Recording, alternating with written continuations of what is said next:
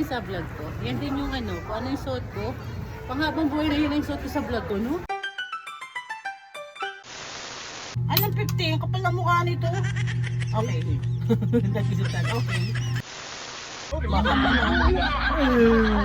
Ang buhay, peke. Tigay yan eh, tigay. Iba din tibay ng mukha mo eh, no? Mangutang ka 30 buwan bago magbayad eh, no? Naman, binola mo pa ako, ha? Pang baby mga lang. Wala, gawa ka ng baby. Dalawa gusto ko eh. Sasundin mo ako, tindera eh. Ano yan? Sabihin mo, buka mo yung malaki mong bunganga. Gamitin mo yan, huwag lang sa asawa mo. Kape! Tuntua sa doorbell? First time? Tibay mo to, ginawa mo naman akong Bombay. Nagtanong ka pa ng utang mo kung di mo pa nababayaran ng buo. Yan, panibagong parcel na naman yan. Putsang wala akong pambayad sa inyo.